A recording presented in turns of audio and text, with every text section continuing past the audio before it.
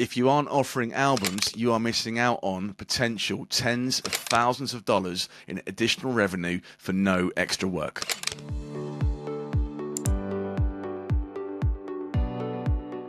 Hey friends, welcome back to another episode of Success by Design with yours truly, Michael T. Davis, and I am here with the amazing Scott Johnson. Scott is the owner of The Edge Photography. If you have not seen his work, you are in for a treat. He focuses on capturing real moments from real weddings with real couples, and it is breathtaking to watch. And even better, all of his couples leave with this beautiful Italian leather album. Who doesn't want that? And Scott has been doing this for almost 20 years now. I know he only looks 25, but he has some experience under his belt. You are in for a treat. Scott, thanks for joining us today. Hey, it's a real pleasure, Michael. Thanks for having me. I really appreciate that 25-year face. But yeah, it's been 20 years, mate. Beautiful. So Scott, tell us a little about yourself and kind of how you got started. Like how did we get here today 20 years ago? It was a happy accident, if I'm honest. I was the last year of high school and I had a choice of human biology or photography. And I thought, you know what, the lesser of two evils, I'll take photography. And the rest was history. I went from there to a professional lab. So I've been I was a hand printer by trade. So I used to be able to wallpaper in the dark, printing 40 by 30 inch prints by hand. And from there it evolved to working on cruise ships, and from there back to the UK working at weddings. And yeah, next week it'll be 20 years. So you said you were a hand printer. Is that like working in the darkroom type? Yes, correct. Okay. Yeah. Got you. And so how did that shift from doing hand printing to the digital age? Like how did you come into that? Into the digital age? Well, that was on cruise ships. So when I started on ships back in 2003, we were still shooting film, and we were the first ship to embrace digital photography, and we were the flagship. So it was back in the early days, digital was not very good, and we had to learn very quickly to make sure we could deliver the images for our passengers, because otherwise we didn't get paid because we was on commission. So you don't sell prints, you're going hungry. It's as simple as that. I love it. I feel like that's a cautionary tale for any photographer. Like, start on a cruise ship so you don't go hungry. That is a podcast in itself, my friend. I could sit here and wax lyrical for hours about what we got up to on cruise ships, but you come and find me another time. That's a story for another time. Yeah, but you know what? It's so real because so many people just pick up cameras and just deliver the images, and you're like, no, if we don't sell prints, we don't make money. Yeah, exactly. And that's a mentality that most people don't have. Yeah, and that's been ingrained in my business ever since, because, I valued the power of print literally from inception of me in this profession. So we were selling canvases and wall art on the cruise. We were selling 8x10s, 4x6s. And that's the only way we got paid. So, it's something that I've brought through right up until now. And I've literally had a box of albums arrive this afternoon from Italy. So we're still selling print and believe in the power of print. So talk to me about, like, how do you take your belief in the power of print and talk to your clients about it? Because I'm assuming that maybe not everyone understands the value of print, and that's a conversation you might be having. So what does that look like when you're talking to your clients about the value of print? Yeah, you're absolutely spot on. I think we're all in the generation where we have the most photographs ever taken in the history of time ever, and nothing to show for it. So when they come in to see me in the studio, I literally will have a couple of albums on the desk. I'll go and make a cup of tea or coffee, and I'll just let them flick in. So I'm selling to them pretty much straight away. But I will ask the question, how important is the actual printed photograph to you, is one of the questions I ask when they come in to see me. And if they're like, no, we just want images, I'm like, okay, that's fine. But I always try and push the print. And once they feel and touch the quality of the books and the wall art on the wall, they're pretty much sold by that point. I love it. And that, we always talk about, like, show what you want to sell, right? Yeah. And then you're like, when they walk in, they see everything. It's like a kid in a candy store. Yeah, so I have a couple of albums on the desk, and then I have bookshelves, literally like a library, with different sizes, shapes, ennoblements, customizations.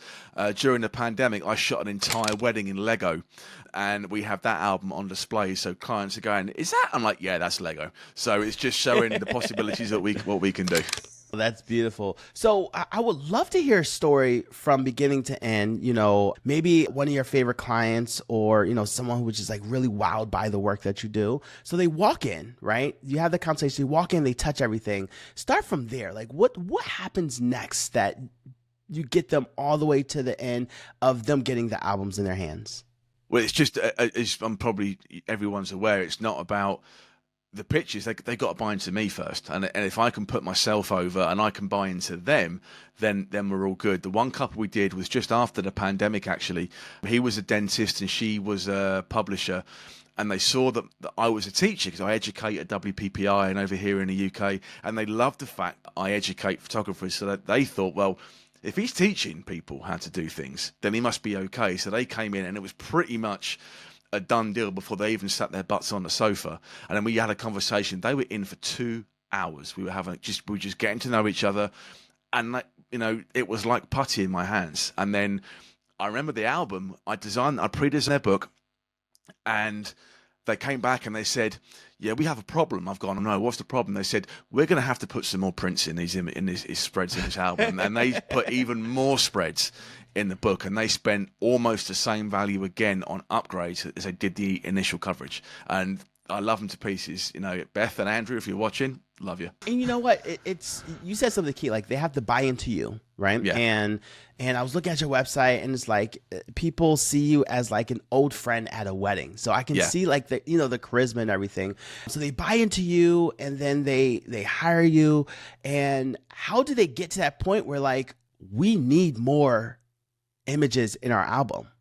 You just got to do a really proficient job. I mean, their album was what we would call a traditional English wedding. So they were in morning suits. They had the tails, the pinstripe trousers, the off-color waistcoats, and the colourful ties. So imagine if you're going to watch Royal Ascot racing, that's what people were wearing. So they were very, very, very posh, coming from a nice background. And I just cover the day as I normally would, and I don't overshoot. I only shoot about 1,500 to 2,000 images on a day, depending on the type of wedding. But it was like a perfect storm. The couple were up for it. The venue was amazing. The weather was very unlike April here in the UK, and it was gorgeous. We got good sunset, good coverage. But because the couple had bought into me at the initial consultation, they just said to me, whatever you want to do, we're good to go. So that was, again, putting myself over that I can be the best photographer on the planet. You just need to let me. I love that. I feel like this is a soundbite within itself. You could be the best photographer on the planet. You just need to let me do my job. I love it. Yep. So I know you said you pre-designed their album. What did that process look like before they come in? What is the work that you had to do before they came in to say, we love this, but we want more?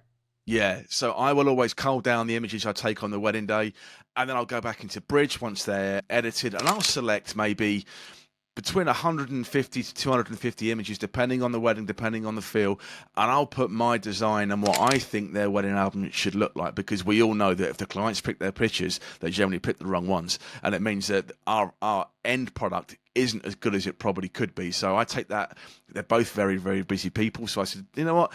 Let me do it. Let me give you one less thing to worry about. Let me do the design, and you're going to come in and see it on I have a studio with a 120-inch screen with a 4K projector, which is very good at Disney Plus as well. So when I'm waiting for clients, I put Disney Plus on, I sit and watch some Star Wars, and I'm all good to go. But it's also very good at when you're trying to show, and the wow factor, put some nice music to it and get the emotions running. And generally it's a standing ovation and wiping of tears when they see the finished design. Not all the time, but most of the time. Yeah. I feel like when you see those tears, you know that like they're in. They're locked in. Yeah, exactly. Because they're sitting sort of just behind me, but I can sort of have a little glance. I'm like, oh yeah, she's crying. Excellent. This is great. And then it's like, yeah, brilliant. Okay, we're good to go. I love it. So I just wanted to do full circle. You started with hand printing in the darkroom, right? Introduce into the software Fundy Designer. How long or short of a process is it for you to put that stuff together? Because I know the hand printing stuff may have took for a very long time. Yeah. Right. And then now the software, maybe not as long. So talk to me about, the time commitment that goes into actually pre-designing and building these albums. Well, as you know, we can design an album in 20 seconds during Fundy Designer. So I like to have a little bit more say. So as much as the auto design software portion of the designer is great, I will still lay each spread out time. So I would probably think each album 20 to 30 minutes. It doesn't take long. Oh, that's beautiful. And supplementing the album, you said you had this big screen, so I'm sure you have like some wall art and things that you're also showing them. Are they prepared? Do they know they're coming in and seeing these wall art pieces as well? Yeah, we prepare them. We have wall around the studio when they come in to see us. So, and I say at the pre-wedding consultation, so about a month out from the actual job, we book in that viewing at that point because I've got them there. They can't escape me. So I said, right, let's book a date in. So it's good for them. It's good for me for production and getting things through.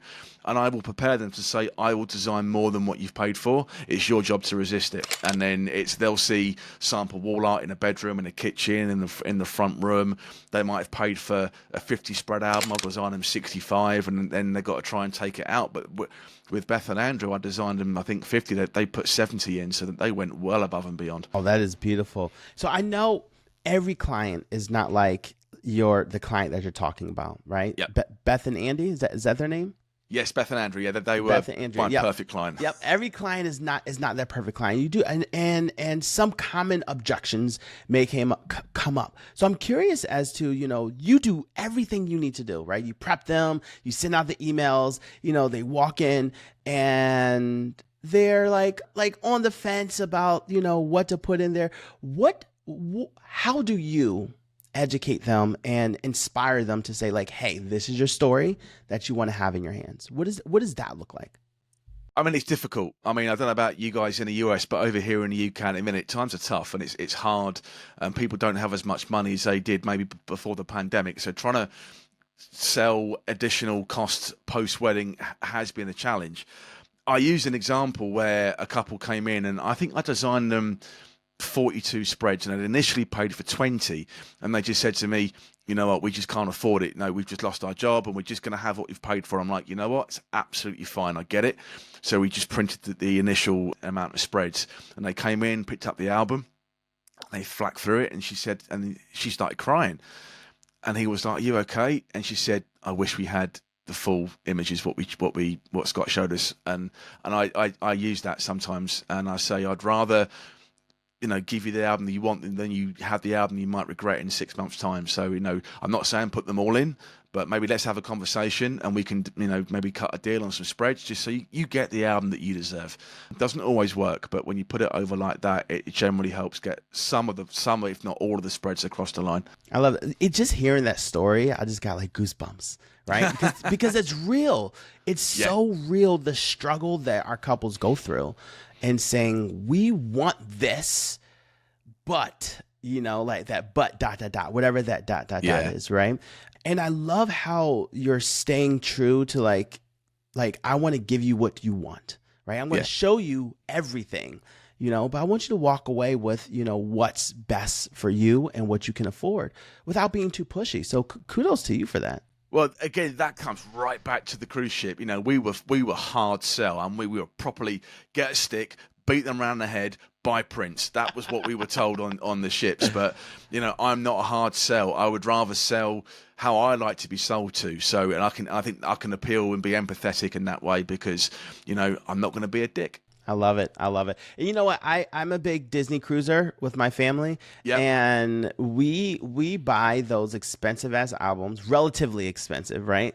All the time. Like I look at the prices and I'm just like, I can make this, just get the digitals. And she's like, no, we need to walk away with a book. And so it's like, you're right. It is that emotional pull and tug and I'm glad that you're able to take all of the good things out of that and apply it to your business. Yeah, people generally buy with emotional reasons, but justify it with logic. And I think it's about putting both points across and then giving people a reason to buy emotionally and logically, and then generally we'll get them across the line. Oh, that's beautiful. So I have some questions about your process. If you had maybe 3 questions that you would ask every client to prime them for that final product, what would they be? It would be expect to come and view more. expect, be wowed. I will design a book bigger than what you've paid for. And I would say come with an open mind and maybe an open wallet. I don't know. But no, in all seriousness, I generally say, sit back, relax. I would generally try and find their first dance song and play it over the slideshow, which I design within Fundy Designer. And then again, they're emotionally attached to the images that they're seeing, and they're much more likely to buy. But I just say, come with an open mind. I'm going to wow you. And then the rest is pretty simple. Oh, that's beautiful. And so I know you said you start with about 20 spreads. Yeah. How do you get people to buying like 70, 80, 90 pages, 100 album, multi-volume albums? How do you go from 20 spreads to those larger albums? It's just, well, I use a medium format digital camera, so the images that I use look really good when they're spread across a double page spread. So I don't overpopulate the spread. So I generally try and limit it to 3, 4, maybe 5 images per spread. If you're doing speeches or you're doing walking around a reception, that's when you can put 25, 30 on, and that's where it works really quite well. But I don't want your eye, the viewer's eye, to be too busy when they're looking through the album. So I'll say when they come in, I don't surprise this on people. I'm going to put 3 or 4, sometimes 5 on the spread, because I want you to enjoy the viewing experience, not go, oh my God, my eye can't rest anywhere. And I'll say, I'm going to put in 180 to 250 pictures, sometimes more. The biggest we've put in was 348 images into one album from one wedding. And Wow. That was a monster, absolute monster. So that was just one album, not like multiple albums? One album, so yeah. Wow, that must have been like very hefty. It was like all the J.R.R. Tolkien novels combined in one. It was like this thick. That's beautiful. And then your wall art, do you have one room set up? Do you have multiple rooms set up? Because I know in Fundy, you can have as many rooms as you want with as many pieces. What are they walking into? Yeah, so I generally will show them one in the bedroom, one in the living room, and then one in the general living area. Again, I don't want to be too pushy, but I'm more of this is what you can have. And again, by having the wall up on the walls in the studio, they're looking at the screen, looking at the quality on the wall, and they're going, actually, that would look quite nice. But then, as you know, in Fundy Designer, I can say, I tell you what, send me a picture of a blank wall in your house and I can mock something up for you and I can scale it to size and you can see exactly how this image will look in your front room. And that is gold for me. It's absolutely, when they can visualize it in their own property rather than just one of the stock rooms we get in Funny Designer, it really helps that narrative to push that over. I love it. I love how you're making it so real and intangible. Like your clients can literally touch it and see it in their own rooms. And it's the beauty of the software, right? It's your intuitiveness to say, hey, I want you to visualize what it's in your hands and what it looks like on your walls. And using software like this to make it happen is clutch. Well, I remember when Fundy was a Photoshop plugin. I'm that old. So I remember when they started starting adding the cards and the proof and the wall art. I'm like, why do I have to go to another software now? I could just do it all in-house in one software. It means it keeps my subscription down because, they're all going up. And if I can just pay one subscription rather than 10, then I'm going to make some more money. So it's a no-brainer. No brainer. I love it. So Scott, if you had to leave your people listening with one takeaway, right, from all of your experience, the hand printing, the cruise ships, the amazing work you do in your studio, what would you want to leave them with? Be empathetic. I think be empathetic to your client because you don't know what situation they're in at home or at work, and they might want the very, very best of what they can get, but maybe not be able to afford it. Be empathetic and don't hard sell. Never, ever, ever hard sell. Have a conversation. Don't sell to them. Have a conversation with people. Beautiful. Scott, thank you so much for joining us. So many just gems, like straight gems from all of your experience. And one thing I love about this conversation is that you literally are able to weave your entire experience with your camera into everything that you're doing. From the people, from the prints, from the cruise ships to the studio. Like, it is beautiful to watch it come through. I just love what I do, mate. Honestly, I'm not a religious man, but I generally think that everyone has a purpose in life, and I'm blessed to have done this for 20 years. And as long as my back and my hips don't give out, we'll have 20 more years. Thank you very much. Awesome. If you aren't offering albums, you are missing out on potential tens of thousands of dollars in additional revenue for no extra work. If you aren't designing bigger albums, then you are missing out on potential upgrades for an experience and a product that a customer's already bought in for and they just don't know they want it yet. Beautiful. If you aren't offering wall art, then you are not selling beyond the day of the wedding, because people that buy wall art will be showing it off to their friends and family in their own houses forever.